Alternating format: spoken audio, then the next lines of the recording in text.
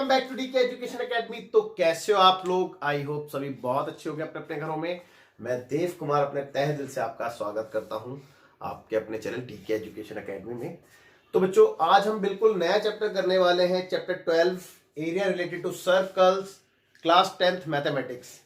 तो स्टार्ट करते हैं बेटा बिना टाइम वेस्ट किए अपने very first topic, that is perimeter and area of a circle. ठीक है, ओके।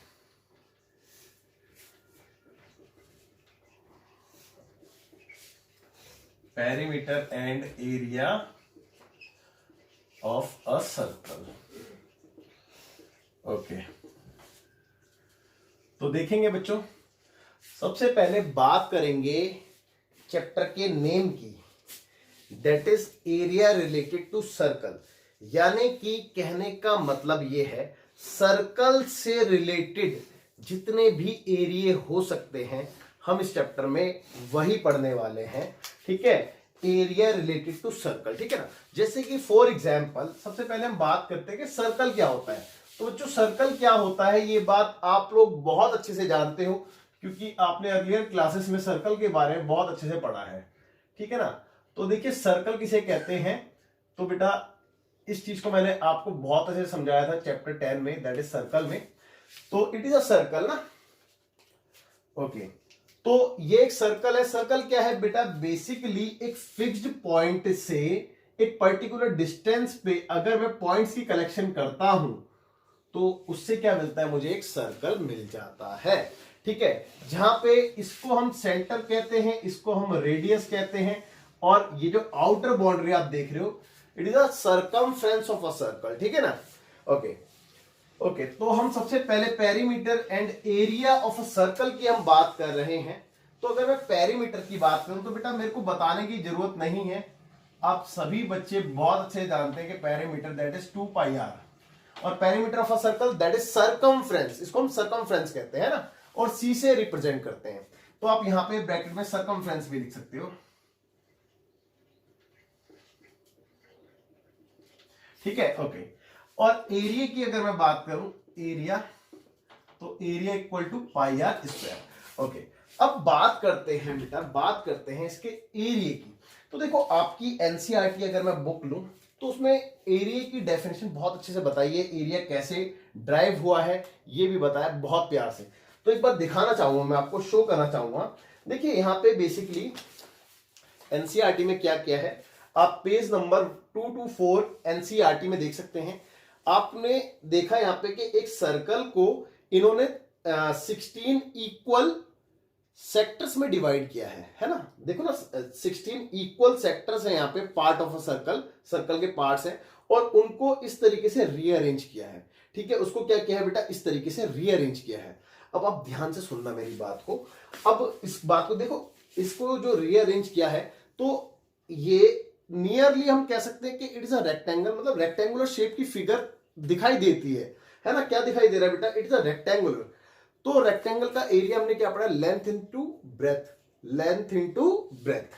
तो बस इसी बात को आप ध्यान में रखें। तो देखो, अगर मैं इसको 16 पार्ट में डिवाइड करता हूं, 1, ये 2, ये 3, 4, 5, 6, 7, 8, 9, 10, 11, 12, 13, 14, 15 और ये 16। ठीक है, तो ये मान लो कि सारे इक्वल पार्ट है ना। तो 16 इक्वल पार्ट है। अब आप अगर इसको इस तरीके से रीअरेंज करते हैं जैसे कि आपकी एनसीईआरटी ने दिखाया है, ये फर्स्ट हो गया, फिर ये सेकंड इन्होंने कुछ इस तरीके से बनाया, सेकंड को इस तरीके से, फिर थर्ड कुछ ऐसे से बनाया, फिर ये फोर्थ, देन ये फिफ्थ, देन ये सिक्स्थ, देन ये 7, ठीक है ना, फिर ये 8, 9, 10, 11, 12, 13, 14, 15, और ये 16, है ना। तो बच्चों ऐसे करके इन सारे सेक्टर्स को इस तरीके से रीअरेंज किया, तो हमने ऑब्जर्व किया कि ये एक्चुअल में कैसे सी दिख रही थी, ये एक रेक्टेंगुलर शेप दिख रही थी, जिसमें ये तो क्या कहलाएगी बेटा, इट इज लेंथ, और ये क्या कहलाएगी, इट इज ब्रेथ, है ना। और हमने एरिया ऑफ रेक्टेंगल क्या पढ़ा है बेटा, एरिया ऑफ रेक्टेंगल की अगर मैं बात करूं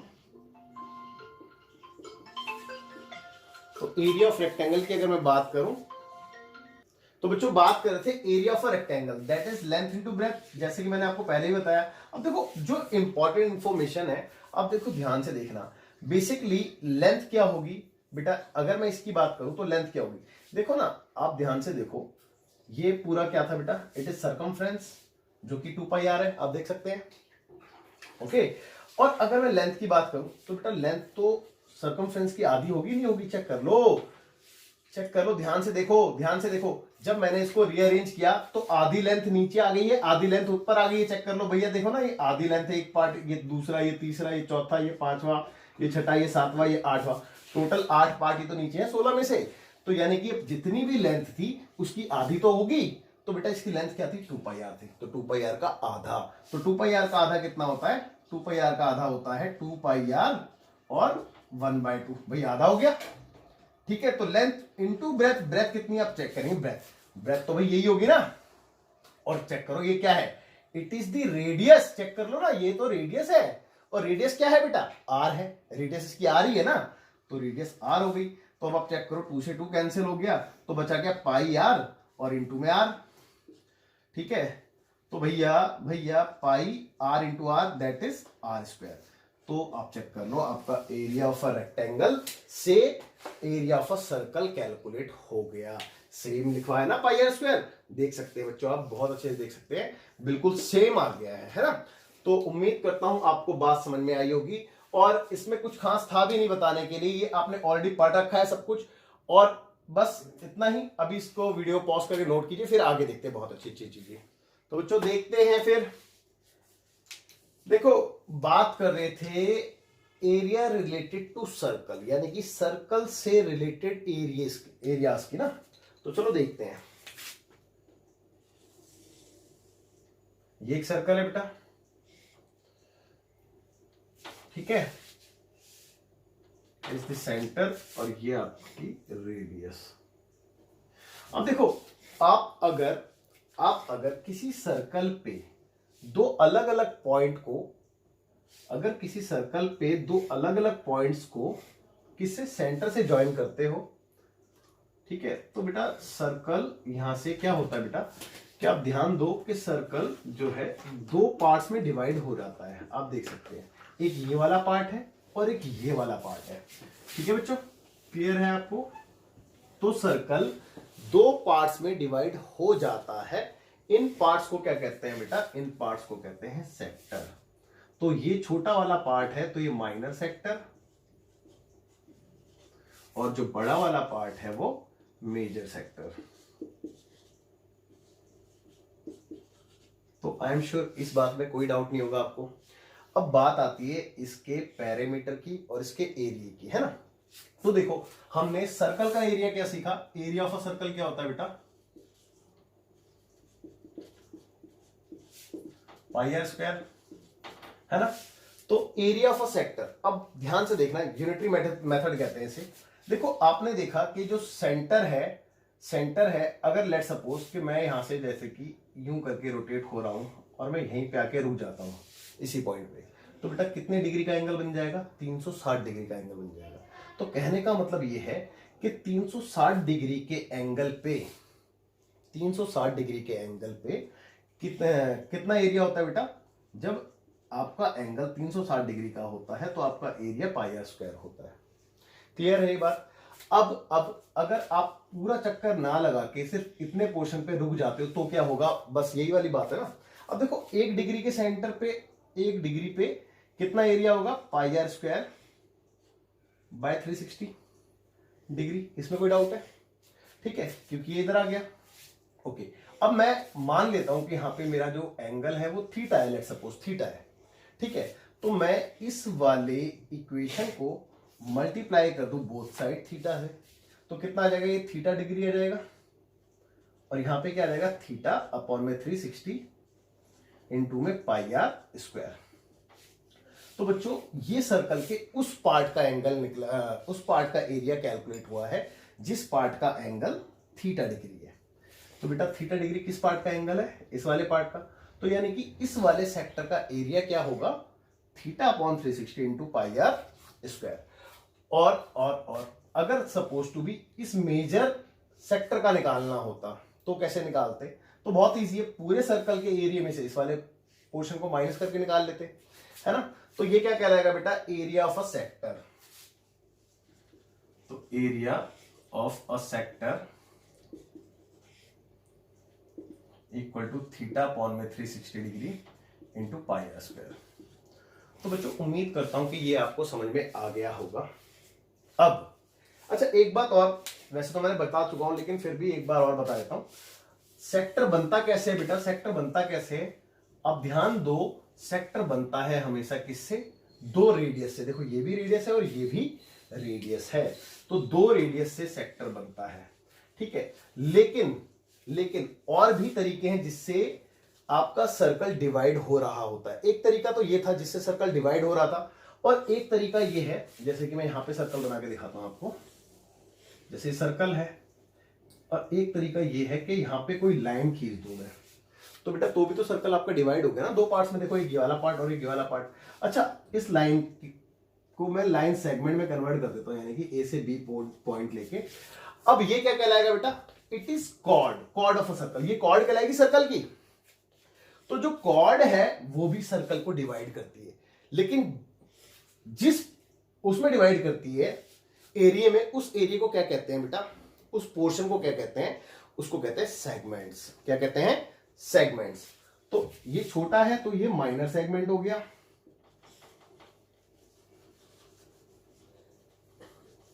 और ये बड़ा है तो ये मेजर सेगमेंट हो गया।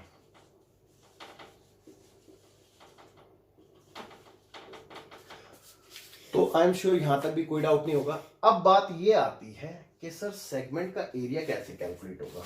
जैसे कि मैं बात करूं, क्योंकि अगर देखो एक सेगमेंट का एरिया निकल जाएगा तो दूसरे का तो खैर मैं पूरे सर्कल में से माइनस करके भी निकाल सकता हूं। तो बस मेरे को सीखना है एक सेगमेंट का एरिया।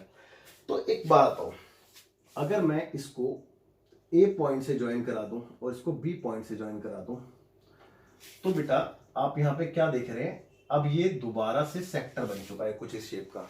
और क्योंकि सेक्टर का एरिया हमने सीख रखा है तो हम उसका यूज कर सकते हैं। तो हम क्या करेंगे कि सेक्टर के एरिया में से ये क्या है बेटा, it is a triangle, triangle के एरिया को माइनस कर देंगे। ओके, तो मुझे उम्मीद है आप लोगों को इतनी बात समझ में आ गई होगी, है ना। अब देखेंगे कैसे। देखो देखो, अब ये जो ट्राइंगल आप देख रहे हो ना, क्योंकि ये ट्राइंगल कोई पर्टिकुलर ट्राइंगल नहीं, जैसे कि इक्विलेटरल ट्राइंगल होता तो मैं ट्राइंगल का एरिया कैसे माइनस कर सकता था, इक्विलेटरल ट्राइंगल में √3/4 इंटू साइड स्क्वायर। अगर ये कौन सा ट्राइंगल होता बेटा, राइट एंगल ट्राइंगल होता तो मैं फॉर्मूला लगाता half into base into height. लेकिन ये ट्राइंगल नॉर्मल ट्राइंगल है। अब इस तरीके के ट्राइंगल में हम कैसे काम करते हैं, बात ये है। तो इस तरीके का ट्राइंगल का एरिया कैसे निकाला जाएगा, पहले देखो मेन क्या है कि हमें पूरे का एरिया पता है, बस ये ट्राइंगल का एरिया पता चल जाए तो मैं पूरे में से ट्राइंगल का एरिया माइनस करके आंसर लिख दूंगा। तो बात ये आती है कि ट्राइंगल का एरिया कैसे कैलकुलेट हो। तो उसके लिए हम छोटा सा काम करेंगे, मैं इस कॉर्ड पे एक परपेंडिकुलर बाइसेक्टर ड्रॉ करूंगा, लेट्स से M। ठीक है, क्लियर है सबको। अच्छा एक छोटी सी बात बताना भाई, ये पूरा एंगल हमने क्या माना था, चेक करो, थीटा था ना। तो क्योंकि ये परपेंडिकुलर बाइसेक्टर है और किसी भी कॉर्ड पे सेंटर से परपेंडिकुलर बाइसेक्टर अगर मैं ड्रॉ करता हूं तो वो कॉर्ड को तो बाइसेक्ट करता ही है, साथ ही ये वाला एंगल भी बाइसेक्ट हो जाता है। तो यहाँ पे ये थीटा का आधा हो जाएगा, θ/2, इसमें भी कोई डाउट नहीं होगा। ओके, अब देखेंगे कि एरिया कैसे निकाला जाए, है ना। अब देखते हैं कि इसका एरिया कैसे निकाला जाए। ओके, एक काम करूं, मैं ये वाला पोर्शन रफ कर दूं, थोड़ा सा ये सर्कल रफ कर देता हूं, इसकी अब नीड नहीं है तो मैं इसको रफ कर रहा हूं।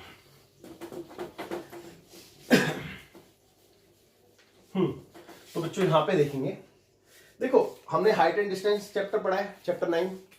उसमें आपको क्या सिखाया कि किसी भी राइट ट्राइंगल में अगर आपको थीटा गिवन है और एक साइड कोई सी भी गिवन है तो आप उसकी बाकी की दो साइड निकाल सकते हो इजीली। यही सीखा है ना हमने, तो बिल्कुल जी यही सीखा है। तो देखते हैं आप कैसे। ओके, तो एक काम करें बेटा, ये वाला ट्राइंगल ले लेता हूं मैं। तो इन ट्राइंगल देखो नाम क्या है इसका, AMO या फिर OMA, कुछ भी पढ़ दो, OMA। तो भैया क्योंकि इसमें मैं लगा रहा हूं पाइथागोरस थ्योरम में height and distance, concept of height and distance. तो हाइट एंड डिस्टेंस का कॉन्सेप्ट क्या कहता है बेटा, कहता है प्यारे बेटे पप्पू हर हर बोल सोना चांदी तोल, आपको याद होगा। अच्छा बेटा बेसिकली ये सारे काम मैं आपको सिर्फ इसकी फॉर्मूले की डेरिवेशन कराने के लिए करा रहा हूं और थोड़ा सा फॉर्मूले को फील कराने के लिए करा रहा हूं, वरना मैं डायरेक्ट फॉर्मूला लिख देता, कोई दिक्कत नहीं थी, टाइम वेस्ट भी नहीं होता। बट आप थोड़ा सा डीपली जाके सीखें, मैं ऐसा चाहता हूं, तो दैट्स राइट। अब देखेंगे कैसे करेंगे। अब देखो हमने इसमें क्या सीखा था, हमने सीखा था कि अगर मेरे पे एक साइड दे रखी है तो मैं अदर टू साइड्स कैलकुलेट कर सकता हूं। अब क्योंकि ये वाला जो ट्राइंगल है, ये वाला ट्राइंगल राइट एंगल ट्राइंगल है, और राइट एंगल ट्राइंगल में मेरे को दो चीजों की नीड होती है, बेस और हाइट की। तो अगर ये बेस है तो मेरे पे ये हाइट है, यानी कि मेरे को इन दोनों साइडों की नीड है। कहने का मतलब ये है मेरे को इन दोनों साइड्स की ही क्या है बेटा, नीड है। ओके, तो देखो इससे इसकी हेल्प से मैं ये वाली साइड भी निकालूंगा और ये वाली साइड भी निकालूंगा। तो मैंने ट्राइंगल ले लिया। अब मेरे पे देखो ना, अब ध्यान दो भैया, मैं इस ट्राइंगल को थोड़ा सा ना यहाँ पे फील कराता हूँ, देखते कि आपको यहाँ पे बना के दिखाता हूँ। देखो ये पॉइंट कौन सा था, M पॉइंट था जिस पे राइट एंगल था, ये पॉइंट A, और ये पॉइंट आपका था O जिस पे थीटा था आपका θ/2। तो यहां तक भी कोई डाउट नहीं होगा। अब आपको बिल्कुल क्लियरली विजिबल हो रहा होगा। अब थीटा के सामने परपेंडिकुलर होता है, आप जानते हैं ये हाइपोटेन्यूस और ये बेस होता है ना। तो अब इसके अकॉर्डिंग चलते हैं। मेरे को गिवन क्या है बेटा, OA गिवन है, तो OA कितना है, हाइपोटेन्यूस R गिवन है। तो इसकी हेल्प से मैं ये और ये वाली साइड कैलकुलेट करने जा रहा हूं। तो ध्यान दे कैसे तो भैया P/H का कॉन्सेप्ट ले लें। तो परपेंडिकुलर यानी कि AM अपॉन H यानी कि हाइपोटेन्यूस कितनी है, R है। और P/H क्या होता है बेटा, साइन थीटा होता है, चेक कर लो। तो साइन थीटा की वैल्यू क्या है, θ/2। ठीक है, तो यहां से आपका AM कैलकुलेट हो गया। तो AM कितना हो गया, R साइन θ/2। ठीक है, मुझे नहीं लगता किसी को डाउट होगा। अब देखो AM ये वाली साइड है और AB कितना आ जाएगा, AB इसका डबल होगा। तो अगर मैं AB की बात करूं तो it implies AB equal to twice of R sine θ/2। इसका दुगना ही तो होगा। ओके, अब अगर मेरे को OM और मिल जाए तो मेरा काम बन जाएगा। तो OM निकाल लेते हैं ना। तो ऑल्सो इन ट्राइंगल OMA। अब देखो क्योंकि मेरे को OM निकालना है यानी कि बेस का कॉन्सेप्ट लेना है, तो B/H वाला कॉन्सेप्ट ले लेते हैं। तो B/H that is base. Base क्या है बेटा, MO या OM अपॉन H यानी कि hypotenuse that is R equal to cos. तो इक्वल टू कॉस और थीटा कितना बेटा, θ/2 है। ठीक है, ओके। तो OM कितना आ गया, चेक करेंगे। OM आ गया आपका R cos θ/2, है ना। ओके चलिए ठीक है तो इसको भी मैं यहां से हटा देता हूं, अब इसकी जरूरत नहीं है क्योंकि, और ये भी। अब देखिए आपको जब दोनों साइडें मिल चुकी हैं, कौन सी, ABB और OMB, तो आप इस ट्राइंगल का एरिया इजीली निकाल सकते हैं, इजीली। तो देखेंगे area of triangle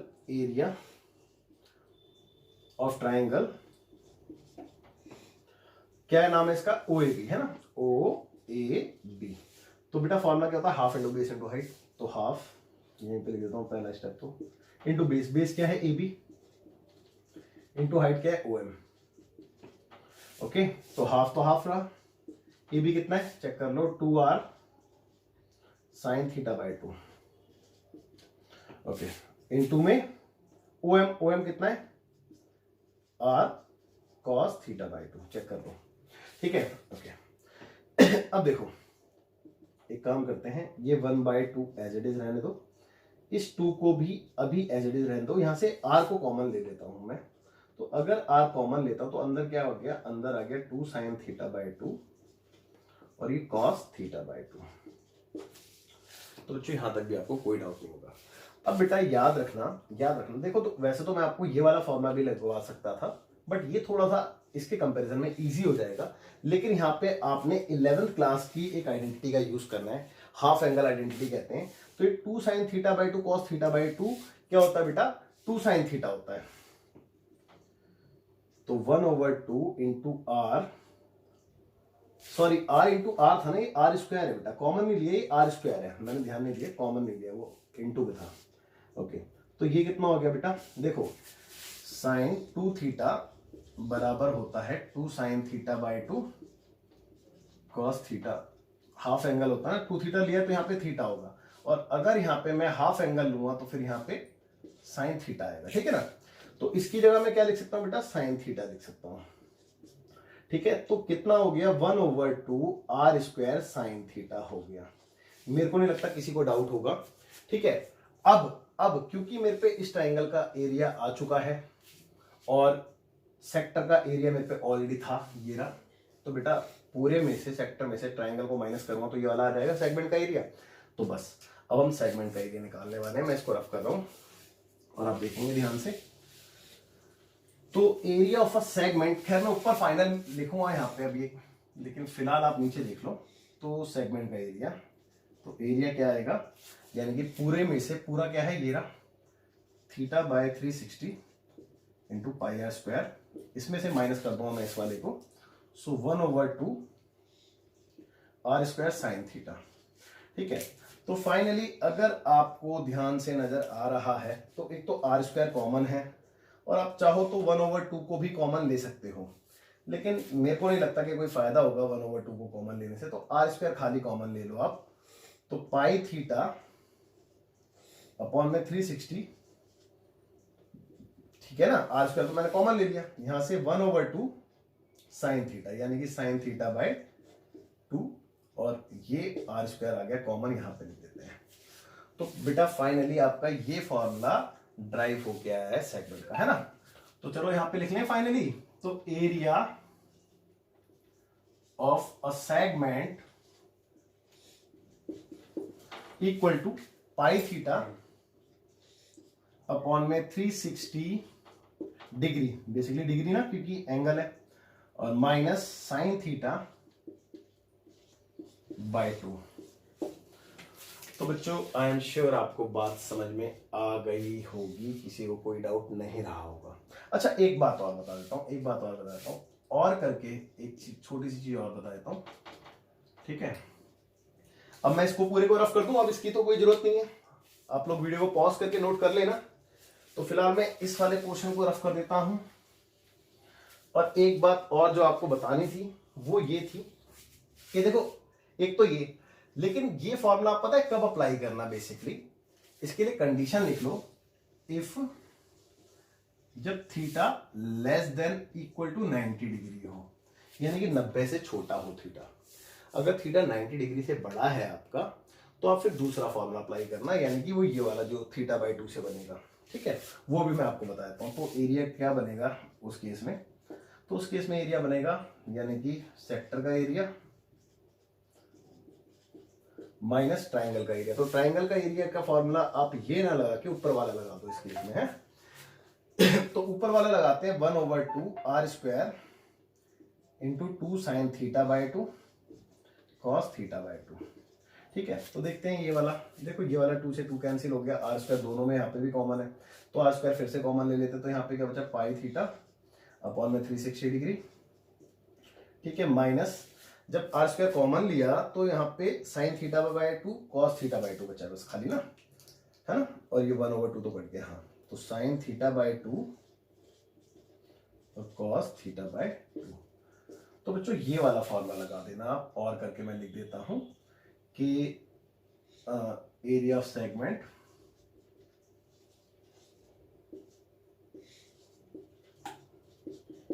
equal to pi theta upon 360 degree minus sine theta by 2 और कॉस थीटा बाई 2। लेकिन ये कब, if theta is greater than 90 degree, जब 90 डिग्री से बड़ा आ जाए तब।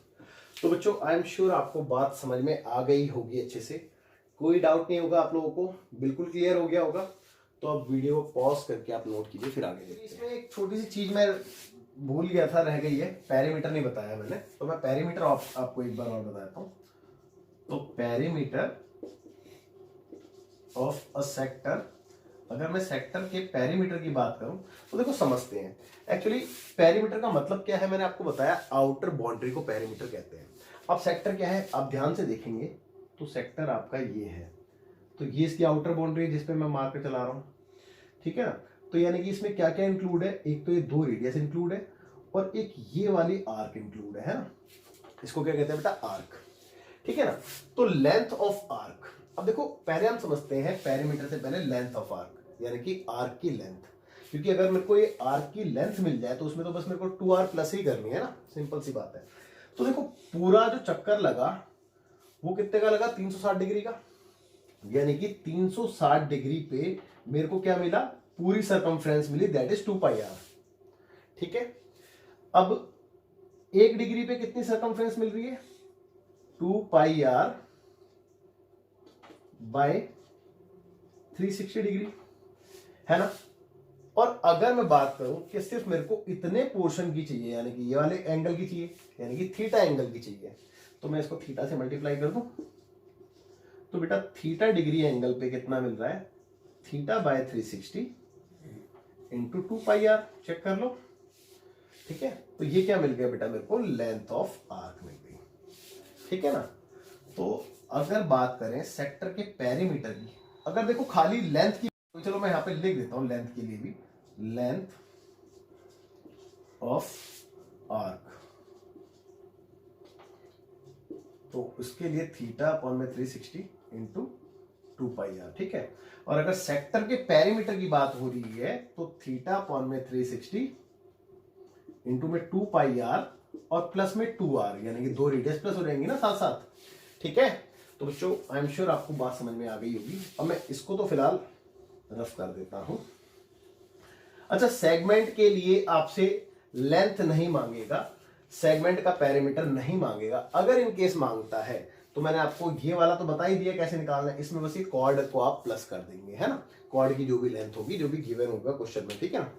तो चलो ठीक है, फिर आगे देखते हैं बच्चों। बात करते हैं पाई के बारे में ना, सारा कुछ हो गया लेकिन अबाउट पाई हमने डिस्कशन ही नहीं किया एक्चुअली ना। तो चलो आप अपनी स्क्रीन पे देखिए, मैं पढ़ के बताता हूं, ठीक है ना। तो कहता है कि circumference of a circle bears a constant ratio with its diameter, full stop. This constant ratio is denoted by the Greek letter pi, read as pi, that is pi, है ना।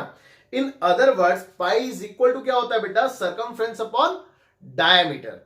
तो अब आगे देखते हैं बेटा, pi is an irrational number and its decimal expansion is non-terminating and non-recurring, within bracket non-repeating. However, for the practical purpose, we generally take the value of pi as 22/7 or approximately 3.14, ठीक है ना। तो चलो अब बात करते हैं थोड़ा सा, और मैं आपको समझाने की कोशिश करता हूं। तो देखिए बेसिकली हुआ क्या, पाई का जन्म कैसे हुआ उसके बारे में बात करेंगे। तो आर्यभट्टा जी जब सर्कल के बारे में डिस्कशन कर रहे थे थोड़ा सा, तो इन्होंने देखा कि भैया इन्होंने क्या किया कि देखो इसकी सरकमफ्रेंस कितनी होती है, 2πr, और इसका डायमीटर होता है, क्या होता है बेटा, d, दैट इज 2r। तो इन्होंने देखा कि इन्होंने जितने भी सर्कल मतलब चाहे वो रेशियो, कहने का मतलब ये कि साइड में छोटा या बड़ा कैसा भी रहा हो, कोई भी सर्कल रहा हो, अगर उस सर्कल के सरकमफ्रेंस को उसी सर्कल के डायमीटर से जब इन्होंने डिवाइड किया तो इनको हमेशा क्या मिला बेटा, एक कांस्टेंट रेशियो मिला, दैट इज 3.14 समथिंग, है ना, एक अप्रोक्सीमेट वैल्यू मिली। हमेशा किसी भी सर्कल का सरकमफ्रेंस को अगर आप डिवाइड करते हो उसी सरकमफ्रेंस के डायमीटर से, तो आपको एक कांस्टेंट वैल्यू मिलती है, दैट इज 3.14 समथिंग। तो उसी को इन्होंने क्या किया, पाई का नाम दे दिया। तो उसी को इन्होंने क्या किया कि पाई का नाम दे दिया, जिसको हमने दूसरे शब्दों में 22/7 भी देखा और 3.14 अप्रोक्सीमेटली भी देखा। ठीक है बच्चों, तो ये था। और अब बात करें पाई की, तो पाई कैसा नंबर है, ये बात हम आपको अच्छे से बता चुके हैं already. Pi is an irrational number, ये एक इरेशनल नंबर होता है। इरेशनल नंबर किस नंबर को कहते हैं, जो नॉन, क्या होता है बेटा बताओ, नॉन टर्मिनेटिंग, नॉन रिपीटिंग। ठीक है यानी कि देखो बात को समझो, पाई एक ऐसा नंबर होता है जिसका ना तो एंड हो रहा हो और ना ही वो नंबर रिपीट हो रहा हो। क्लियर है? आई एम श्योर आपको बात समझ में आ गई होगी। तो चलो आगे चलते हैं फिर। अब इसके बाद हमने क्या करना है बेटा, बस सिर्फ और सिर्फ एक एग्जांपल बचता है इस इंट्रो में, देन उसके बाद हम एक्सरसाइज पे ध्यान। तो बच्चों देखते हैं इसका example number 1, page number 225 NCERT। तो स्टार्ट करते हैं बेटा, ध्यान दें। कहता है the cost of a fencing circular field.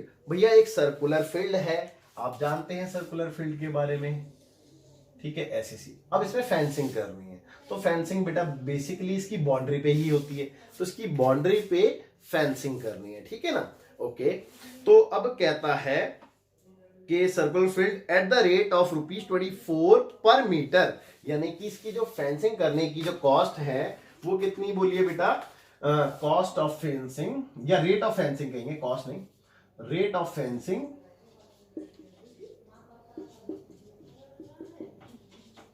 Equal to कितनी बोली थी बेटा फेंसिंग की रेट, ₹24 पर मीटर। ओके, अब इसकी कॉस्ट दे रखी है, कॉस्ट ऑफ फेंसिंग वो है बेटा ₹5280। ओके, ठीक है। आई रिपीट कहता है the cost of fencing of a circular field at the rate of ₹24 per metre is ₹5280। Okay, कहता है the field is to be ploughed at the rate of ₹0.50 per metre square, यानी कि आपको एक चीज और दे रखी है, रेट ऑफ कितनी थी बेटा, ₹0.50 per metre square, rate of plough. मतलब ये जो सर्कुलर फील्ड आप देख रहे हैं इसको जोतना है हल से ना, तो उसकी रेट आपको दे रखी है 50 पैसे, और कहता है कि find the cost of plogging the field. अब इसको टोटल जब फील्ड को जोतने की कॉस्ट क्या है वो आपने बतानी है, तो कॉस्ट ऑफ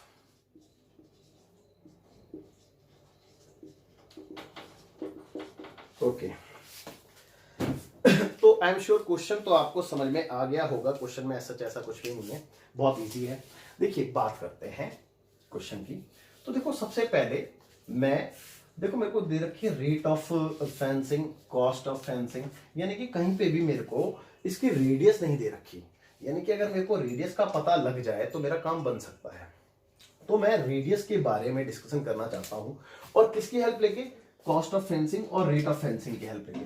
तो बेटे अब ये किस चीज की है, रेट और कॉस्ट दोनों ही आउटर बाउंड्री की है। आउटर बाउंड्री से मेरा मतलब क्या होता है बेटा, मेरा मतलब होता है सरकमफ्रेंस से। आउटर बाउंड्री मतलब सरकमफ्रेंस ना, तो बेटा सरकमफ्रेंस।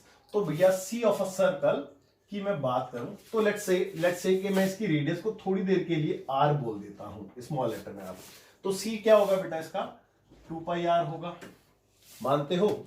और एक बात याद रखना, सरकमफ्रेंस में मैं अगर रेट का मल्टीप्लाई करता हूं, ध्यान देना, देखो यहां पे सरकमफ्रेंस में मैं अगर रेट का मल्टीप्लाई करता हूं तो कॉस्ट आता है, आपको पता है ना बेटा। देखो ना, पहले मैंने बाउंड्री निकाल ली, दैट इज सरकमफ्रेंस, उसको रेट से मल्टीप्लाई कर दिया तो टोटल कॉस्ट आ गई। लेकिन अगर मैं क्या करूं कि सरकमफ्रेंस को इधर ही रहने दूं और रेट को उधर ले जाऊं, तो क्या बनेगा बेटा, रेट को इधर लेके जाऊंगा तो डिवाइड में आ जाएगा। तो बेटा circumference is equal to cost upon rate. Clear है? तो ये जो सरकमफ्रेंस आप देख रहे हो, मैं इसकी जगह क्या लिख सकता हूं, कॉस्ट अपॉन रेट भी लिख सकता हूं। तो कॉस्ट कितनी चेक करो, 5280, और रेट कितनी थी बेटा चेक करो, ₹24 थी। और इज इक्वल टू 2 पाई यानी कि 22/7 और इंटू में r। एक बार मैं चेक कर लेता हूँ पाई के लिए कुछ बोला तो नहीं है। पाई के लिए बोला है 22/7। अगर नहीं बोला तो आप अपनी मर्जी से कुछ भी लगा सकते हो, लेकिन अगर बोला है तो फिर आप वही वैल्यू पुट करेंगे, है ना। चलिए ठीक है, अब एक काम करते थोड़ी सी कैलकुलेशन करें। जैसे कि 2 से कैंसिल किया 12, 2 से कैंसिल किया 2 टाइम्स में, 6 टाइम्स में, 4 टाइम्स में, 0 टाइम्स में, और भी कैंसिल हो रहा है लेकिन थोड़ा सा स्पेस चाहिए मेरे को, तो थोड़ा नीचे आ जाते हैं, उसके बाद कैंसिल करेंगे। तो एक काम करते हैं, मैं आर की वैल्यू सब्स्टिट्यूट निकालने जा रहा हूँ, यानी कि 2640 और अपॉन में 12 है। अब देखो ये डिवाइड में ना उधर जाएगा तो इंटू में आ जाएगा, यानी कि 7 ऊपर आने वाला है और ये दोनों ऊपर थे तो ये नीचे आने वाले, यानी कि अपॉन में 12 इंटू 2 इंटू 22। ठीक है, आई एम श्योर कोई दिक्कत नहीं। तो चलो 2 से और काटते हैं इसको। तो 6 आया, 1 जा 3 जा 2 जा 0 जा। ओके, फिर से 2 से जाएगा तो 1 जा यानी कि 6 जा और 6 जा और 0 एज इट इज। तो 11 से डायरेक्ट 6 टाइम्स में 0। ओके, अब ये 6 से भी कैंसिल हो गया 10 टाइम्स में, तो अब ये 2 भी कैंसिल हो गया 5 टाइम्स में। तो भैया आप चेक कर लो, नीचे तो कुछ नहीं बचा लेकिन ऊपर 7 और 5 35 बचा। तो आर की वैल्यू 35, और क्योंकि सारी चीजें मीटर में है तो ये 35 मीटर आपके पास है, ये रेडियस है ना। ओके ओके, यहां तक कोई डाउट नहीं होना चाहिए आपको, और होगा भी नहीं। मैं इसको रख देता हूं, ये तो खैर मैंने आपको समझाने के लिए लिखा था। अब एक बात और, मेरे को निकालना क्या है बेटा, मेरे को इस पूरे खेत को जोतना है। मान लो एक खेत है और इसको जोतना है और उसकी रेट मेरे को इतनी दे रखी है, तो आपने कॉस्ट बतानी है। तो भैया पहले मेरे को एरिया पता होना चाहिए। अगर मैं एरिया को इसकी रेट से मल्टीप्लाई कर दूं तो क्या निकल जाएगी, कॉस्ट ऑफ प्लॉगिंग, है ना। तो बस मेरे को इसका एरिया चाहिए, तो एरिया निकाल लूं पहले मैं, या फिर डायरेक्ट ही कॉस्ट निकालूं। तो डायरेक्ट ही कॉस्ट निकाल लेते हैं। तो cost of ploughing equal to क्या होगा बेटा, रेट को एरिया से मल्टीप्लाई करेंगे। तो रेट को एरिया से मल्टीप्लाई करेंगे, रेट कितना बेटा 0.50 और इनटू में एरिया क्या है पाई आर स्क्वायर। चेक कर लो भाई, यही तो आएगा ना। ओके, तो भैया 0.50 फिलहाल ऐसे ही रहा, अपॉन में 100 लगा देते हैं, 2 पॉइंट हटाएंगे तो, है ना। और अब चेक कर लो 2 टाइम्स में कट गया तो 1/2 पाई यानी कि 22/7 बोला हुआ है क्वेश्चन में। आर मेरे को पता है, चेक कर लो 35 है, तो 35 इंटू 35।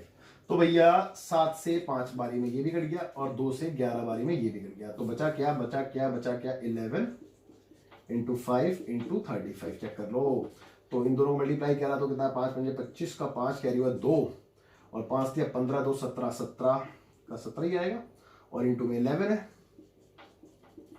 ठीक है, तो भैया 5 7 5 12 का 2 कैरी हुआ 1, 7 और 1 8 और 1 9 और 1, और लेट मी चेक 19 25 मैंने सही निकाला है। हाँ बिल्कुल ठीक है, 19 25 इतने रुपए बेटा। इस फील्ड को जोतने में जो कॉस्ट आएगी वो इतने रुपए आएगी।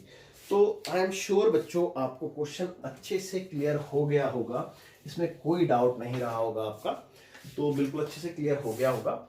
और इस एग्जाम्पल के साथ आपकी क्लास ओवर होती है और ये इंट्रो हुआ कंप्लीट। तो बच्चों मिलते हैं आपसे नेक्स्ट लेक्चर में, उसमें हम करेंगे सॉल्यूशन ऑफ एक्सरसाइज 12.1। तो बाय, टेक केयर, अपना ध्यान रखिए जब तक। जय हिंद।